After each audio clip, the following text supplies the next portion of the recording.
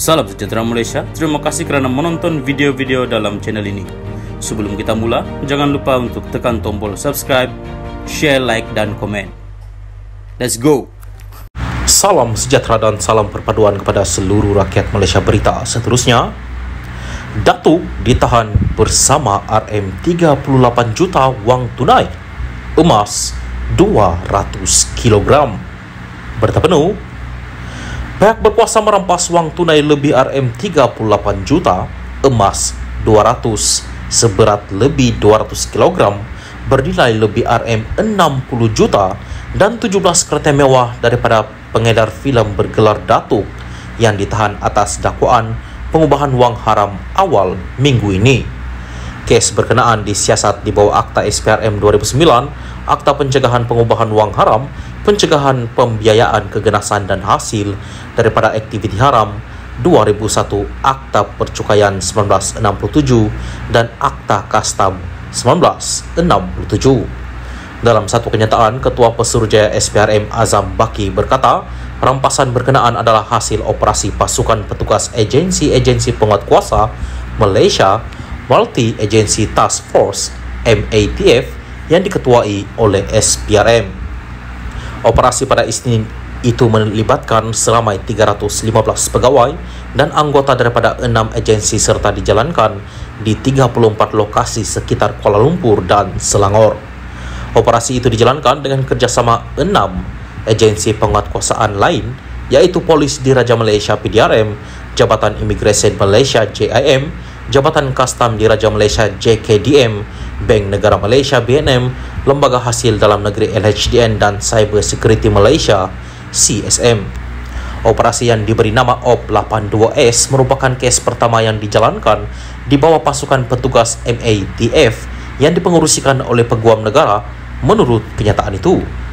Menurut kenyataan itu lagi, dengan rampasan berkenaan, pihak berkuasa berjaya melumpuhkan satu sindiket rasuah, pecah amanah, penyeludupan barang-barang haram dan pengurangan cukai tidak sah. Antara jenama kereta mewah yang dirampas ketika serbuan termasuk Maserati, Ferrari dan Mercedes-Benz.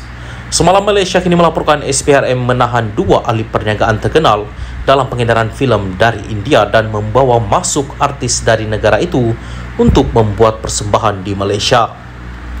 Turut ditahan ialah ahli perniagaan dan ahli politik yang rapat dengan Bersatu yang sebelum ini mengumumkan hasrat untuk bertanding kerusi DUN di Negeri Sembilan pada pilihan raya negeri akan datang. FNT mengenal pasti salah seorang ahli perniagaan berkenaan sebagai Abdul Malik Dastigir, pengasas dan pengerusi Malik Group of Companies yang terdiri daripada Malik Streams Corporation Sendirian Berhad, Malik Maju Sendirian Berhad, Malik Streams Properties Sendirian Berhad, Malik Streams Athena Movies Sendirian Berhad dan Malik Streams Production and Distribution. Sumber memberitahu Malaysia kini bahawa Malik dan ahli politik berkenaan telah dibebaskan selepas permohonan lanjutan tahanan reman ditolak oleh mahkamah hari ini. Ahli perniagaan kedua yang juga seorang lagi pengedar filem yang mengedarkan filem biografi Perdana Menteri Anwar Ibrahim Anwar, The Untold Story, dijangka dibebaskan esok selepas disoal siasat, kata sumber itu. Dilaporkan juga bahawa SPRM akan memanggil bekas Menteri Kabinet untuk membantu siasatan berhubung perkara itu.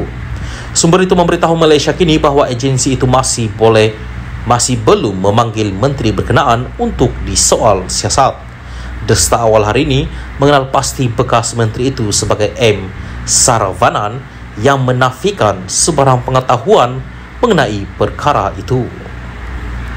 Salam sejahtera dan salam perpaduan kepada seluruh rakyat Malaysia. Berita panas hari ini dipetik daripada Malaysia kini bertajuk Mahathir terdesak naik ke pentas PAS, kata Anwar. Berita penuh, kehadiran Dr. Mahathir Mohamad berkongsi pentas yang sama dengan pemimpin PAS menunjukkan dia sekarang terdesak, kata Perdana Menteri Anwar Ibrahim. Menurutnya, bekas Perdana Menteri itu ketika berkuasa sangat kejam terhadap PAS dan penyokongnya. Beliau adalah kumpulan terdesak dan tiada ruang lain untuk dia heret. Tun Dr. Mahathir, orang yang paling kejam terhadap PAS, Sekolah Agama Rakyat mangsa memali namun kini didukung, kata Anwar seperti dipetik Berita Harian pada sidang akbar di Gua Musang hari ini. Pengurusi Pakatan Harapan itu mengulas kehadiran Dr. Mahathir pada ceramah PAS Jumat lalu di Kelantan.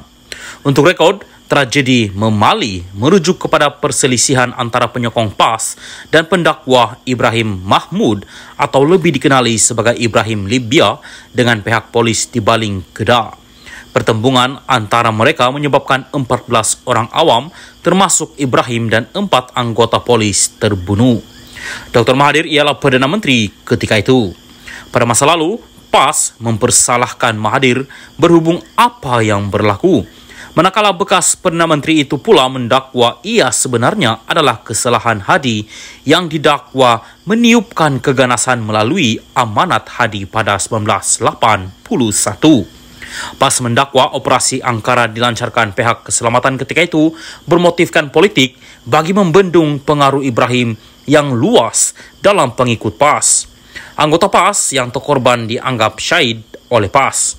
Pada Jumat lalu, Dr. Mahathir memberitahu ribuan orang yang berhimpun di Stadium Sultan Muhammad V di Kota Baru berharap PN bakal menyapu bersih kemenangan PRN di semua 6 negeri termasuk 3 negeri di bawah penguasaan PH ketika itu. Bagaimanapun, Anwar mendakwa sokongan Mahathir kepada PN tidak akan menjaskan peluang PH dan BN dalam pilihan raya negeri. Tidak mengalah, itu hak dia. Namun ia tidak menjejaskan sokongan kepada kami, katanya lagi. Sementara itu, Naib Presiden PAS Mohd Amar Abdullah membayangkan parti itu sudah memaafkan kesilapan lampau Dr. Mahathir. Saya harap dengan kemasukan beliau, Tun M bersama kita PN dapat membersihkan kesilapan-kesilapan yang telah dilakukan sebelum ini, katanya lapor Sinar Harian semalam. Mohd Amar juga dipetik berkata dalam sejarah Islam, semua orang yang masuk Islam sebelum itu pernah mempunyai banyak masalah dengan Islam, contohnya melawan Nabi Muhammad. Namun selepas pembukaan kota Mekah, Abu Sufyan, Khalid Al-Walid dan Wahsy telah memeluk Islam. Kalau kita tengok, Wahsy bunuh bapa saudara Nabi Hamzah Abu Muttalib. Jadi bila dia Tun M sudah berubah, kita terima. Sejarah itu nak buat macam mana, jelas jangan lagi.